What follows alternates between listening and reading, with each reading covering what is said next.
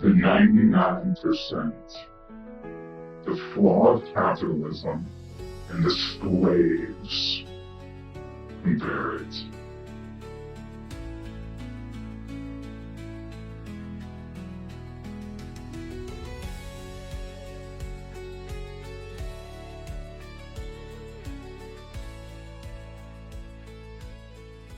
We're looking at some data here from 1989, quarter three. Basically, the top 1% control 22% of the wealth. Now, I've translated the numbers here into percentage form, so it makes more sense. Our data is coming from the Federal Reserve, and I would say in 1989 is pretty fairly distributed. I mean, you're going to have people who have the wealth, who have most of the wealth. I mean, I'm not speaking here from an irrational standpoint. I'm speaking here as a Christian, right? As a Christian, Jesus taught us, give to Rome what is Rome, give to Caesar what is Caesar's. Okay, so we live in a society here that is not the society of Judaism. It's not the society of Jesus. And so there's going to be people who are richer and there's going to be people who are poor. This is an axiomatic fact of life. But that's not what we're talking about here. And then what we're going to do is we're going to look at the fact that the top 10% control 61% of the wealth. Okay, this means that 90% split the remaining 39%. 2025 and 2025, the top 1% now control 31% of the wealth, and the top 10% control 67%. So their control of the overall wealth has increased 6% for the top 10 and 9% for the top 1. Okay, and so that's why we're at 99%, because even the top 9% are losing control of the wealth compared to the top 1%. So something interesting is happening. I know I just said this, but we're gonna whittle it down even further. The question needs to be asked: why in 1989 did the top 1% control 22%, but now control 31%? Like seriously, how did this happen? Shouldn't wealth grow symmetrically? Sure, I told you that it was a fact a second ago, but why did that happen? Why is it a fact that they grew 9% compared to the other 9%? Einstein wrote, compound interest is the most powerful force in the universe. Not the nuclear bomb, not nuclear physics, not an asteroid, nothing else, but compound interest is the most powerful force in the universe.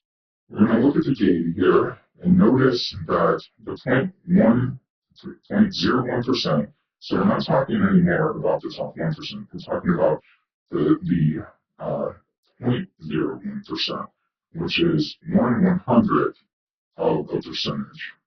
Now, the 0.09% still increased, but the 0.01% increased the fastest.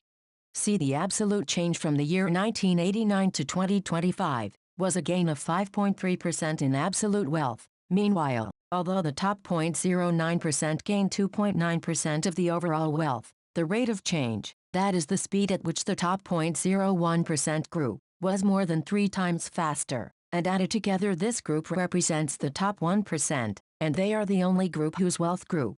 Imagine that you have 2 cars, and the speed limit, you have 2 cars that are moving along. Okay, Um, and basically, you have one car that's further back from the other, and this is a sports car. Okay, this one is a sports car. This one is just like a regular car. Now, the speed limit's 45, so it comes up next to you is 45. And just as it, as you get alongside each other, you guys are both doing 45 at the same time. But this one's cruise control set, the sports car is accelerating, and the speed limit just changed to 65. Okay, the sports car comes up next to you doing 45 and 45, and then passes you to 65 as you more slowly accelerate to 65. Okay, that you were both doing the same velocity or speed at 45, but when you accelerated to 65 and you accelerated to 65, it did so at a much faster rate than you did. Okay, that's called the second derivative. Okay, it's how fast it's your acceleration. It's not how fast you're going, because you could be doing, 65 or whatever, but it's your acceleration. So we all remember the equation y equals mx plus b. Okay, so in y equals mx plus b, m is the speed at which it's rising, right? Rise over run. Okay, the linear equation. Okay, well, the faster that it's rising, as m is rising, the higher the number is the faster it's accelerating. So simply put, the sports car is accelerating faster than the normal car. So when we look at this, we're going to see the rate of change, which is called the derivative, and we're going to see that that rate of change is 62% for the 0.01. So that car is going 60% faster than you, 62% faster than you're going. That tells a story. But what tells an even more scary and astonishing story is the fact that the top 90%, the 90 to 99% of wealth owners actually lost wealth. Now, the next 40 to 50 to 40% lost wealth at a negative 15.7%. So instead of these two cars accelerating, this car was supposed to accelerate. The sports cars took off. Your car, the normal car, didn't just not accelerate, but you press the gas and you start going slower. Your exhaust is clogged. You got something in your cool air intake. You're going slower, they're going faster. Okay? And then what's worse is the bottom 50%, which control only 3% of the wealth in 2024, they saw a reduction of negative 29% of wealth. The poor lost 29% of wealth, which in 1989, the bottom 50% only controlled 4% of the wealth distribution. So they've gone down to 3%. All right? And their absolute change was 1%. They were poor, they're going to be poor. But the rate at which the poor got poorer was even faster than the middle class, what we call the middle class. So, which is becoming obliterated, as I'm showing you here. More people are moving out of the middle class into the lower class. And we're going to talk about that when we get to demographics. Right now, we're just talking about the concept that we are the 99%. Now, why is that happening? Why does this happen? The rich get richer and the poor get poorer, as I already stated in the series on crisis, which I thought I wasn't going to be back, but now I am, which is great. But crazy chain of events. The definition of capitalism is the accumulation of wealth. Some might say it's the accumulation and allocation of wealth. But capitalism basically means you want to build up as much money, as much goods, as much value as possible, and to use it to generate more to put back into your stockpile of wealth. All right. But the reason that it is because, as Einstein stated, compound interest is the most powerful is the most powerful force in the universe. So we're going to look at the compound interest equation. It is P, capital P, and then brackets 1 plus I, where I represents interest, to the T tower. The T tower is time. Okay, so now we're going to do we'll do a couple examples of how this works. But let me just explain the equation. P is principal. Okay, principal is how much money you have to invest. So it's your bank account. Okay, the bigger that P is, the faster you're going to receive a return. Okay, so what you want to do as capitalists, in capitalism, we can call P capital, we can call P cash, we can call P wealth, we can call P whatever, but it's your principal. Okay, and so the bigger P is what you want to increase. The interest rate is really not going to change much, but you want to get as much money allocated into P as possible, so into your stock market, into your trading funds. And so one is basically the P stays the same. It's like 100%. So it's just mathematics. So, but it's plus I. I is lowercase I with italics is interest, the interest rate of return. So if you're getting 3% interest back, it's going to be 0.03 there. You're getting like 0.035. But when it comes to the stock market, we want to carry that number out to the longest percentile as possible. Maybe we tell you you're getting 3.5%, but you're really getting maybe 3.789%, etc. Okay? And then T is time. And so that's going to be the amount of times that you're going to receive, you're going to get paid out interest from whether it's the bank, whether it's your return on your stock trades, or your dividends, whatever. So if it's an annual thing, we'll say years, right? T is years. If it's a quarterly payout, we'll say 4. Let's say there's 4 quarters in a year, so T is going to be 4 periods. So if you're going to get paid out, let's just go with 15 years. Let's do 30. So if you're going to get paid out quarterly, 4 times a year, and do 4 times 30 is 120. So T is going to be 120. So we're going to multiply. We're going to take that principal to the equation to the exponent of 120. So let's say that your principal is $10,000. We're going to say 10,000 is your principal, and then we're going to do 1 plus, let's say you get 0.035 back.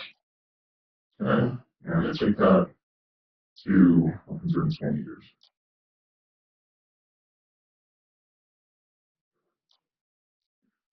Okay, $620,643, and let's for fun say 16 cents. Okay, that is how much you returned on that $10,000 when you're getting paid out interest on your principal of 10,000. Okay, you're going to get $620,000 out in 30 years. Now that doesn't take into account inflation. Okay, inflation is going to cut that back, and we're going to say your real earnings is the actual buying power of that return. We're going to subtract the percentage growth of inflation, and that'll give you your actual buying power. But just conceptually, that's what we got. Okay. Now let's say $10,000 may seem like a lot of money to invest, but it's not. Okay. These people, the 1% is investing billions. Okay. Now, just for fun, let's do 1 million. Now we know we're just going to add. Okay, let's not do 1 million. It'd be too easy. Let's do 1,500,000. Okay, that's 5 zeros. 1,500,000 times compound interest equation 1 plus 5. Take that to the factorial 120. 9,309,000. Wait, 93,096,474. Okay, so that is if you can achieve a 3.5% return on investment, interest rate, and um, and that's what you'll get after 120 payouts. Okay, so now you see, like, conceptually, as long as your principal is bigger, right? Now, 10,000 return on it is great.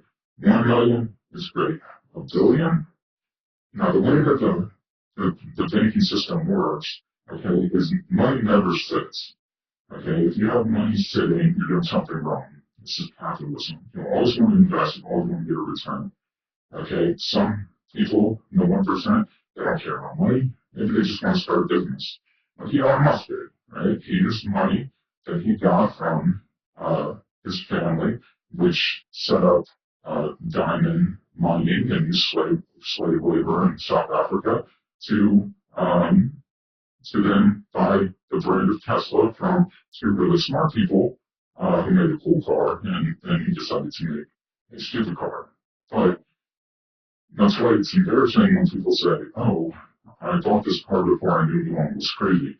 If you're buying something from somebody and you haven't researched that person, I have no sympathy for you. Okay? So, anyway, maybe that's one way to go about it because you really don't care. You're not under the knife. You're not under the gun to figure out how to survive, how to make money. Okay, how to provide for your family or potential family, right? We're sold on this idea. Of course, we all want to have love, but the media exacerbates it and sends us in all these different directions in Hollywood. Okay, going after these things that we want without ever telling us that we may not be able to achieve those things because we may fall into this cycle of what they want us to be. Okay, poor, okay, slaves. And we're going to get into this. I'm going to get on this. I'm going to get this a lot harder when I talk about the overall point of view of Illuminati. But this is why we're the 99%. This is the explanation. The 1% is acquiring wealth at a faster rate than even the top 9%, even the 90%, even the top 0.09%, the top 0.01% is exponentially growing wealth to the point it's not even worth talking about. Okay, so let's move forward now. Okay, so we're talking about how the wealthy and hedge funds control prices. Okay, so this amount of capital that exists out there, a lot of people will set it offshore because then they don't have to get taxed. And we're not even broaching that aspect of the 1%. This is just the 1% in the United States. Which if you're in the United States and you're keeping that 1%, you're doing something wrong because you don't have to. You can go to the Swiss bank account and not get taxed from it and have no trace of it. Not that these people are paying taxes, but if you convert your goods into liquidity, you get taxed on it. If you sell your stocks, you get taxed on it. And we can get into some of that, but that's not for this lecture. So the wealthy hedge funds can control prices simply, they can manipulate the stock market like Warren Buffett simply by buying stock. Again, supply and demand. As the stock market, if you send the signal to the stock that this stock is valuable. So say Warren Buffett or hedge fund like George Soros starts buying up a stock. That's going to send a signal to the market that there's something valuable about this stock. Now people who are followers, second movers, they will see, hey, Warren Buffett's hedge fund is buying up this stock. So there must be a change in that stock that we're going to want to buy it as well. So they'll start purchasing it up. And what this does is it increases the price of the stock, and then they short it, and then they sell it. Okay, and because they're getting everybody else to believe in the stock, even though it was nothing about it, and then they sell it. Okay, so this is one of the great things that happened with Wall Street bets and crowd investing. Okay, it was called crowdsourced investment, right? So basically, instead of having like a hedge fund or like a super wealthy person like Warren Buffett who's buying up the stock and now became a group of regular people on Reddit who start buying up the stock, it sends the signal, and then because this is the way the stock market moves, the major hedge funds like Warren Buffett, George Soros hedge funds, and all the other hedge funds out there, they start buying up that stock too because they see it's going up and up. They say, I'm going to want this, I'm going to want this. And then we shorted them and we walked away. Every day there are winners and losers in the stock market. There's no the money. The only money comes back in dividends. Okay, so that's why I'm in favor of going long. But here's the thing, right? Everybody's cheating in the stock market. Okay, and so when everyone cheats at something, the only way to make the game fair is if you also cheat. So if you have one person cheating, they can walk away at the end of the day, and they're the winner all the time. But if everyone cheats, now the playing field's even. Happy to tell you that. Crowd investing has had the same effect, and now people went to court over this GameStop thing because they said it was insider trading. They said, and in the legal system, the judge ruled that it wasn't illegal because it wasn't insider trading. So they tried to get us on insider trading, but the judge says this is exactly the same thing that the big hedge funds did. So we stuck it to the man, which is beautiful. So now, what if I told you that these investment strategies, these big hedge funds, were controlled by AI, okay, artificial intelligence? What if I told you that a lot of the trading that happens in the stock market is done by artificial intelligence? Now, funny thing about Waymo's, right? I like when a Waymo's next to me and I'm driving because if I cut it off, it has to stop. Okay, most other people, they might not let me over. Okay, but if a Waymo senses me coming over, it has to stop. It has to let me cut it off. That's the beautiful thing about AI. Okay, so if we send a signal, and this is run by basically AI, the strategy of the stock market is AI, they have to change up their strategy, and then we have to change up our strategy if we're going to win again. But basically, might as well be AI. If people start buying up the stock market, they start buying it up, it shows an increased demand for it, supply stays the same, demand goes up, stock goes up, right? Supply and demand. So, but if we take it further, with AI, there are these massive computers in Wall Street that are running money market manipulation and forex. It's called arbitrage. Sometimes you can do triple, quadruple arbitrage. And I can do the calculus on how it comes out. It's pretty cool, by hand. But basically, you can send money, you can send cash to a lower valued market, and then transfer it to an upper one, and then transfer it to another one, and reconvert it back into dollars, and come away with some money without ever doing anything. They're not ever investing in stock. They're just buying money. So many people have made a ton of money, fortunes that way. But at the end of the day, you're just really making the wealthy wealthier. They're going to get their money back in the end. They will get theirs. If you get the one up on them with Wall Street bets, they will come back with a vengeance. And because it's a zero-sum game. The winners and the losers lost one day, but they won another game. So what everybody out there is trying to do is to pop off and be the winner every day. That's all you're doing. But at the end of the day, nothing changes, except for when we talk about money and banking, which we'll get to. Okay, so crypto, for example, everybody thinks crypto, the crypto is it's just a fraud. Okay, when the SEC recognized crypto as a viable investment, good, that's protected, that was the last thing they should have done. Secret Service is responsible for counterfeit money.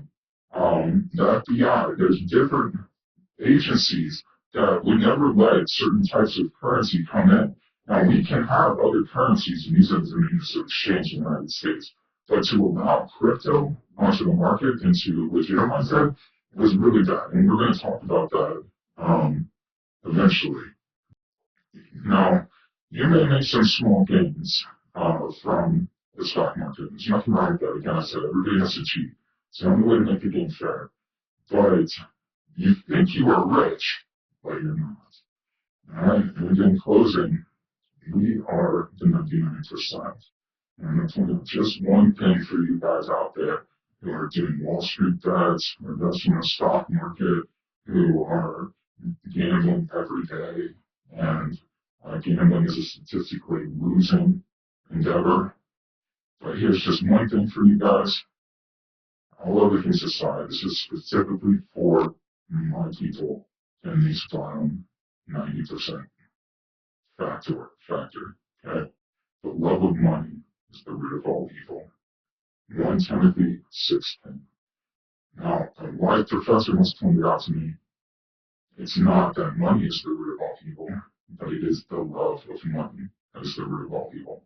So as you guys are going out, making money in the stock market for the first time, and you're excited about it, and you're throwing your life into this mess, okay, just remember what I said.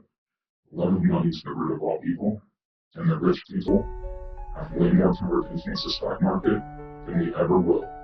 Okay? It's not a winning game. But make your money, do what you can, survive.